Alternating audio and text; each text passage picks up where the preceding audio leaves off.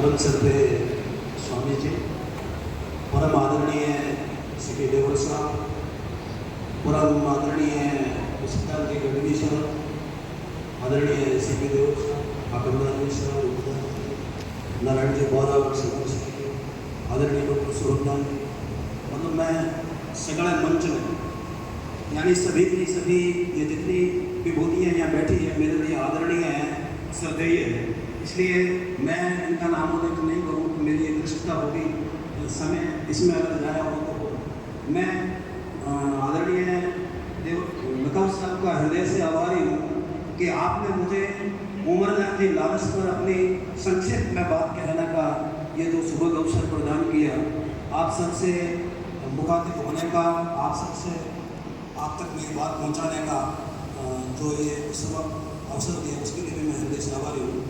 उमरजान जी लालच की जब हम बात करते हैं तो उससे पहले मैं एक कवि केसरी सिंह की बारट का पढ़ना चाहूँगा। अभी हमने जो पूर्व वक्ताओं को सुना, राजस्थानी में कहावत है कि बाबूजी जीवियाँ पचठी आ रहे हैं, यानी मेरे पास आगे बोलने के लिए कुछ बचा नहीं है। दोनों मनुष्यों ने जो कुछ कहना था सभी विभूतियों के बारे में बहुत शानदार तरीके से उन्होंने बताया। चूँकि मुझे आदेश हुआ तो मैं केवल उस आदेश की पालना कर रहा हूँ और मैं केसरी सिंह जी का एक कविता पढ़ रहा हूँ कि विचारण होता क्या है, चारण की परिभाषा क्या है, चारण को किस रूप में जान सकते हैं। तो उन्होंने जो परिभाषा दी कि चारण वही है जो स्वतंत्रता का उपासक हो और वाणी का वरद पुत्र जाने संत तत्व को, अभय अडोल अवलंब निज शक्ति पर और लोगन को देख पाठ व्यापक समत्व को, साहस की ज्वाला कूट मुर्दे जलाए दे, नाशवान देह दे खरीदे अमरत्व को। अभी श्री देव साहब होता है कि किस तरीके से उन्होंने तागा किया, किस तरीके से उन्होंने जबर किया, तो उन्होंने उस देह को नाशवान माना और नाशवान देह को देके संसार में अमरत्व को उन्होंने प्रदान किया। और देवबंदी पाठ ने लिखा है कि मर सका न मर सके राज ऋषि अमर रहा, कि ऐसी जो विभूतियां थी वो न तो मरे हैं न मर सकेंगे। तो नाशवान देह दे खरीदे अमरत्व को, वीर रस निर्जर बोहाय बिखराए स्वयं न्याय के दिखाई दे मरण महत्व को, कि मरने का महत्व क्या है। और जिन जिन लोगों ने मरने का महत्व जाना और चारणों के कहने से जिन जिन लोगों ने मरण का वर्ण किया वो आज भी हमारे लिए श्रद्धेय है, आज भी हमारे लिए आदरणीय है। उमरजान जी लालास डाडरवाला गांव के थे और डाडरवाला गांव मेरे गांव दासोदी के एकदम पास में, उनका ससुराल भी मेरे गांव था, वो वही उनका ससुराल था। और जब उनके वंश परंपरा की मैं बात करूं, हालांकि उन दयानंद जी के प्रभाव से उन्होंने आर्य धर्म भी, आर्य समाज में वो विकसित हो गए थे, आर्य समाज की उन्होंने शिक्षा का व्यापक प्रचार प्रसार किया। लेकिन जब हम उनकी गौरवशाली वंश परंपरा का अगर अध्ययन करते हैं, उनकी वंश परंपरा का हम देखते हैं तो उनके पिता महाभागर सिंह जो डाडरवाला आए थे सुवेरी से, सुवेरी के लालच थे, वहाँ से वो डाडरवाला आए और उनके जो पूर्वज थे सहजोजी लालच, सहजोजी लालच को महाराजा अनोख सिंह जी ने 1749 में डाडरवाला गांव दिया था और बाद में फलोदी जोधपुर के अधीन हो गई। और जब महाराजा अजय सिंह जी का वहाँ अधिकार हो गया तो सहजाजी लालच वहाँ गए, कुछ दिन रहे, गांव खास है था। तो उन्होंने, मैं हालांकि वो प्रशासनिक नहीं है लेकिन मैं उनकी काव्य प्रतिभा का एक उदाहरण दे रहा हूँ। उन्होंने प्रकृति का गीत पढ़ा, उन्होंने कहा कि गिरा बोलिया मोर दादर शरा बह गया, गुणिया राग मधार गायो अवनमा मालते है सांवड़ अरज अजाते शीत वर्षा आयो, सिकड़ नाचे सुन कोरिया सर्वराम तारा किसके ही गिरतार टूटो और सेवका विदा कर दसारा सहस बोल बीज सियारा करे इंद्र बूटो, पिक करे मुहक ऋषि चटी पहाड़ा, बाज तो रहे दिपण तण भाव, पंथ शीतल हुआ होई भूमि, अजा दे अजा मारवा राव, सासणा बक्स नव कोटरा से धनी, जस करण रावणो घरे जावा, हिंदुआ छात वर्षाल आयो हमें, पात अर्जा करे सीख पाओ, कि वर्षा की मौसम आ गई है आप मुझे सीख दीजिए। उन्होंने कहा आपको कौन रोक रहा है, आप जाइए। उन्होंने कहाँ जाए, मेरे तो पगड़ की खोलने का भी स्थान नहीं है। उन्होंने फिर वो डाडरवाला में वापिस इलाज किया। उनके वंश परंपरा में आगे जाके मेघराज जी थे और मेघराज जी भी सत्याग्रही थे, वो भी उनका भी एक लंबा चौड़ा किस्सा मैं यहाँ नहीं पढ़ूंगा। उन चीज़ें की जो हुई, उनका एक जाट उनके लिए उन्होंने बलिदान किया, उन्होंने स्मारक भी बनाया डाडरवाला में। और मेघराज दयाल जी के बेटे हुए बख्शी राम जी लालस, और बख्शी राम जी लालस 8 भाषाओं के जानकार थे, 8 भाषा विज्ञ थे वो। और उनके कहते हैं कि चारों पुत्र देवीय वरदान से उत्पन्न हुए, दोनों से इन चारों ही शेर के समान और तेजस्वी। उनकी भाषा पर कितनी पकड़ थी, उनके करनी जी का बहुत प्रसिद्ध छंद है। वो कहते हैं कि बीको निज दासम कर विश्वासम सासो सासम परकासम मरुधरपद जासम चटे निवासम करपद आसम अवकाशम निज धड़वट वासम दीन निवासम रखे त्रासम हेत्रति पड़ वगसा कंबे वाह प्रलंबे मकर विलंबे दासमती मां मकर विलंबे दासमती। और शानदार छंद है। उनको रणजीत पुरा की जागीर भी मिली, विभिन्न महाराजाओं से उनको सम्मान मिला। उनके बेटे थे उमरदान जी लालस, वो इतने सत्य वक्ता थे। हम आज गर्व करते हैं कि हम चारण, लेकिन उन्होंने उस समय चारणों की जो बुराइयां देखी, मैं क्षमा चाहूँगा क्योंकि मुझे उमरदान जी पर बोलने का आदेश हुआ, तो मैं उन्हीं की बात कह रहा हूँ। तो उन्होंने देखा कि मुल्क तो मेरा मारवाड़, उसमें मारवाड़ में भी थली का परगना, उसी में भी चारण, और उसी में मेरा भाई नवलदान, चारणों के मुख्य कवि राजा मुरारीदान भी, उन्होंने भी उनकी कोई न कोई कमी देखी होगी। और उसमें भी मेरा जो स्वामी है प्रताप सिंह, ये सभी के सभी उदासी के अंकुर है। प्रसन्नता तो मैं इनके मुख पर देखता ही नहीं हूँ। तो उन्होंने कहा कि ईश्वर ने मुझे जो जितने भी सराजाम लिए, जितनी व्यवस्था दी है, वो मुझे सर्वनाश सत्यानाश को प्राप्त होने की दी। उन्होंने कहा कि मुल्क मारवाड़ में थले के मध्य जन्म जोए, चारण वरण चारु विकल विशासी को, और बाल वही में पितो मात परलोक बसे, भ्राता नवलेश भयो वो के हासी को, रांडन के स्नेही गुरु मुखिया मुरार मिलो, घनी श्री प्रताप धार्यो अंकुर उदासी को, और सुख कौन कीनो सोच लग उमरेश देनो देव सराजाम देनो सुख सत्यानाशी को। कि मुझे तो ईश्वर ने ये ऐसे ही सराजाम दिए। इतने सत्य वक्ता थे। उन्होंने स्वयं का परिचय दिया। वो स्वामी जी से तो इतना प्रभावित थे, मैं निवेदन कर दूं कि जब मारवाड़ में उनको आमंत्रित किया गया, तो स्वामी जी ने कहा कि मुझे लाने के लिए किसी बुद्धिमान आदमी को भेजा जाए। तो यहाँ से उमरदान की लालस और वहाँ से फतेहगढ़ के उज्ज्वल उनके साथ आए, और उनकी प्रतिभा से स्वामी जी इतने प्रभावित हुए। अभी नारायण जी महाराज ने कहा कि भाई मुंशी जी का उन्होंने नाम बदल दिया, मुंशी विद्वान को कहते तो उन्होंने मनुष्य समर्थ दान कर दिया। तो उन्होंने दोनों कवियों से कहा कि भाई आपका जो नाम है उमरदान, वो भी अरबी फारसी का, फतेहकरण वो भी अरबी फारसी का, तो आपका नाम अमरदान होना चाहिए, और फतेहकरण जी का नाम विजयकरण होना चाहिए। क्योंकि विजयकरण फतेहकरण जी के पुत्र का नाम था, इसलिए उनका नाम जयकरण रखा। और बाद में उन्होंने जो पत्र प्रभाकर लिखा फतेहकरण जी उज्ज्वल ने, तो उन्होंने इस नाम का प्रयोग किया है, और भी जगह उन्होंने इस नाम का प्रयोग किया है। तो उन्होंने कहा, उमरदान जी का एक कवि थे, ज़्यादा प्रसिद्ध नहीं है वो, उन्होंने बताया कि मैं क्या करना चाहता हूँ, मैं क्या कर रहा हूँ। उन्होंने कहा चक्कर जो फिरू चित ले गुरु करूँ नित्य, और वसुधा धरुण वित्त विद्या ने वैसल थे। कि मुझे धन की तो प्राप्ति की लेस मात्र इच्छा नहीं है। मुझे अगर कोई वैसन है तो एकमात्र विद्या प्राप्त करने का मुझे वैसन है। कि वसुधा धरुण वित्त विद्या के वैसन थे, साजते सड़ा हूँ सूर कविता न चाहूँ पूर, और दीन न बचाऊँ दूर दुष्ट न दर्शन थे, और अच्छों की तकू में ओट फोटो की ढकू न खोट, और वीरता बगों में राजपुत्र रसन थे, और वय के बिताऊँ ग्रथ गुण गूढ़ संचो ग्रथ, और ओहो नाचो अनंत उमर असन थे। कि मैं केवल सत्य का धन यानी ग्रथ धन, सत्य का धन मैं संग्रहित करता हूँ। मुझे दूसरी किसी प्रकार की धन की इच्छा नहीं। और जो महाराजा जसवंत सिंह जी ने जब उन्होंने लिखा जसवंत जसो जलद, और उनको सम्मानित करने की और की बात है, तो उन्होंने कहा कि मुझे किसी भी प्रकार की कोई लालसा नहीं। ऐसा त्यागी पुरुष थे उमरदान जी लालस।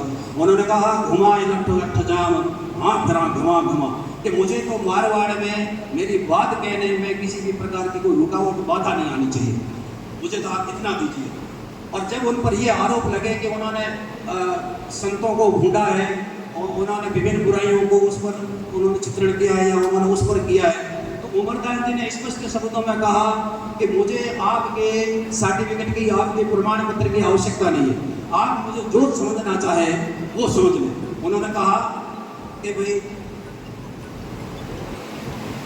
उन्होंने यही कहा कि आप मुझे जो समझे वो समझ ले। जोगी कहो भव भोगी कहो रज रोगी कहो, कहीं कैसे ही है, न्याय कहो अन्याय कहो कुकसाई कहो जग जैसे ही है, और मीत कहो तो अमीत कहो, लो पलीत कहो तो न तैसे ही है, भूत कहो अवधूत कहो, और लो पलीत कपूत कहो हम है सही है। कि आप हमें चाहे वो कह दे, लेकिन मैं हूँ वो हूँ। मैं मेरे सिद्धांतों से, मेरे जीवन मूल्यों से नहीं बदल सकता। और अभी सी देवल साहब ने कहा कि वो स्वामी जी का हमारे समाज पर इतना प्रभाव हुआ कि वो शिक्षा का चारों तरफ प्रचार प्रसार होने लगा। तो उमरदास जी ने तो स्पष्ट शब्दों में कहा कि ये जो मारवाड़ है अभी भी मूर्खता में डूबा हुआ है। क्यों? उन्होंने चारण समाज की चिंता नहीं की, उनको सभी समाजों की चिंता थी। और इसीलिए हमारे जो चारण कवि हुए, केवल चारणों में उनका सम्मान हुआ, ये हमारी जाति में समादृत रहे हो ऐसा नहीं, वो सभी जातियों में समादृत रहे। क्यों? कि वो सर्व जन की चिंता करते थे और इसलिए वो सही मायने में जनवादी थे। तो उन्होंने कहा कि पढ़े गुणे नहीं बेखवे और चारों ही वर्ण निचिंत, मारवाड़ रे मूढ़ता तोरी मिठसी मुंत। कि न तो पढ़ रहे हैं, ना अच्छी बातों को ग्रहण कर रहे हैं, ना चिंतन कर रहे हैं। अतः इसलिए जो मारवाड़ की जो मूर्खता है ये बड़ी कठिनाई से मिटेगी। और उन्होंने कहा गुरु लोग गप्पा करे घरे में राजा ध्यान। गुरु लोग का मतलब कोई संतों से उपदेशक से नहीं है, जो समाज के मुखिया थे, जो समाज के कर्णधार थे, जिन पर समाज सुधार का या समाज चेतना का आधार स्तंभ टिका हुआ था, उनको उन्होंने रेखांकित किया कि गुरु लोग गप्पा करे घरे में राजा ध्यान। सो कण विद सो सुधर दाखे उमर का, के सुधर ही नहीं सकते। और इसलिए उन्होंने कहा डोपा इसमें डूबो को मोटी संगत खूब, डूबो सो तो डूबो को खूब मोदी देखो। ये तो हुआ वो तो हो गया। उन्होंने जब आजादी की अभी बात चली, स्वामी जी का इतना उन पर प्रभाव था कि उन्होंने दयानंद दर्शन और दया दो कविता लिखी।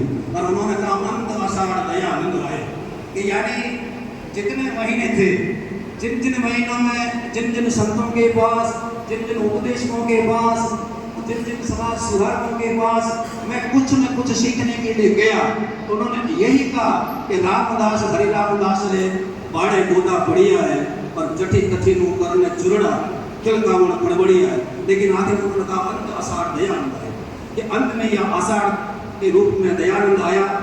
जितना भी आतंक था, जितना भी ताप था, जितनी भी हमारे अंदर अज्ञानता थी, अंधविश्वास था, उन सबका उन्मूलन हुआ। और हमारे अंदर ज्ञान की जो हरियाली लहराई, ये उमरदास जी ने स्पष्ट शब्दों में लिखा। उन्होंने एक बात और लिखी और उन्होंने स्पष्ट कहा कि भी जितने इस संसार के सम्राट, जितने इस संसार के राजा हैं, मैं उनको स्पष्ट शब्दों में कह देता हूँ कि अगर ये जो अंग्रेज की सत्ता है वो आपको रीझ के तो सीधी किसी भी आदि खिताब देती है, लेकिन जब वो आप पर रुष्ट होती है तो आपका सर्वशासन छीन लेते हैं। और हिंदुस्तान की या भारतीय संस्कृति के 7 आधार है। उन्होंने कहा 7 से है।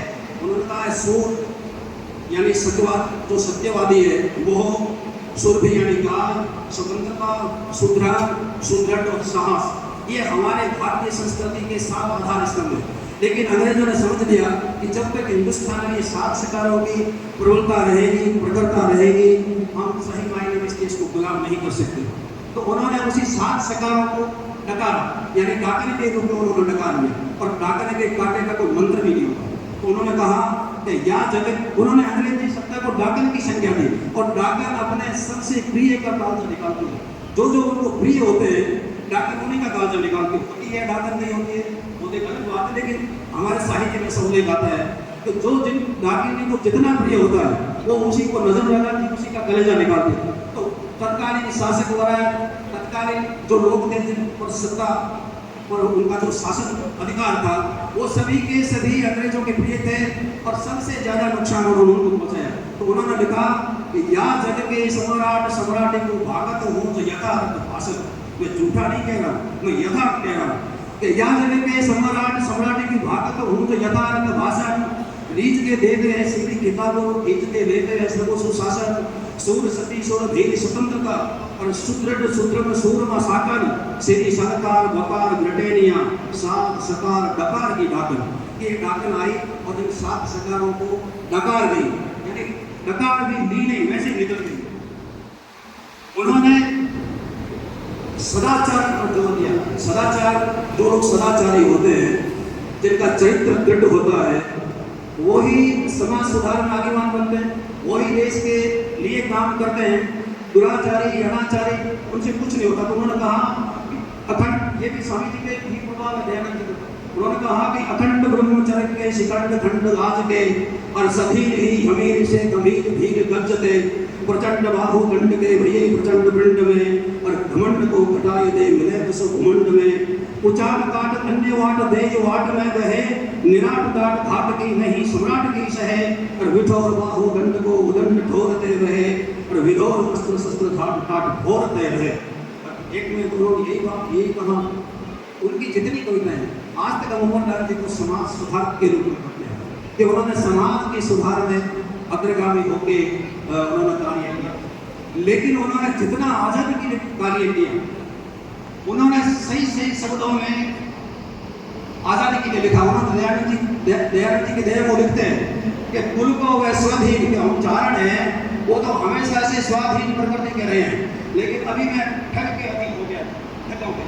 उन्होंने सीधा सीधा जिन्होंने दीक्षा ग्रहण की उन पर उन्होंने आरोपण किया। उन्होंने कहा कि कुल को वह स्वाधीन और ठग के अधीन, उम्र महादीन लालच लुट जाता। अगर दयानंद जी नहीं आते तो मैं पूरा का पूरा लुट जाता।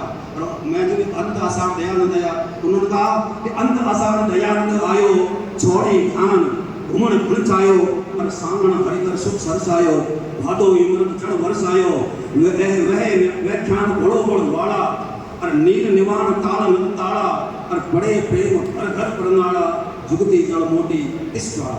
कि जो अंधविश्वास के खिलाफ ज्ञान प्राप्त करने की कृष्णा थी। मैं अंत में एक बात मैं प्रकाश साहब की आज्ञा से एक ही बात कहना चाहूँगा। उमरदान जी ने 13 छुट्टे राजपूत उच्चारणों के संबंधों पर लिखे, और उन्होंने जो भरतपुर के जाट थे, भरतपुर के जाटों की उन्होंने सीधे सीधे शब्दों में प्रशंसा की। और उन्होंने कहा कि जो भरतपुर के जो जाट थे, वो हमारे यहाँ के जो राजपूत शासक थे, उनमें वीरता में किसी भी तरीके से वो कम नहीं थे।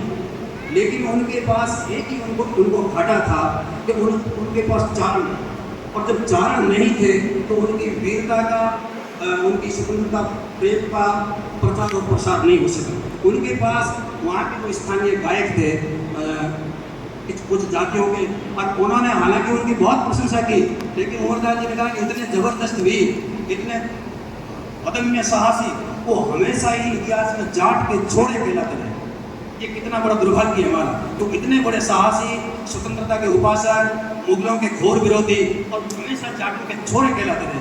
मैं उस अंतिम छपे के साथ बड़ी दृष्टता कर रहा हूँ, मेरी बात समाप्त कर रहा हूँ कि जाट बड़ा जबरेल भरतपुर वाला भाड़ो, दिल्ली सु भड़ दुसे टकर ली दियो न टाड़ो, और अंग्रेजों सु वडर अवल भुज ठोर अड़िया, निर्भय होई नजीक धीक गोला रण झड़िया, चिर हानि सुजस चारण नहीं, जन कथ कहवे वैचिति। कि दूसरी जनता तो जितनी उनकी प्रशंसा कर रही वो होती है, लेकिन वो चारण नहीं थे। जग छोरा बाजे जाटरा न कांजरियाँ गावे किति, वो आज भी जाट के छोरे कहलाते हैं। आपने मुझे इन लोगों के बीच में आप सबके सानिध्य में बोलने का अवसर दिया, ये आपकी मेरे पर कृपा भी है और आपका स्नेह भी है।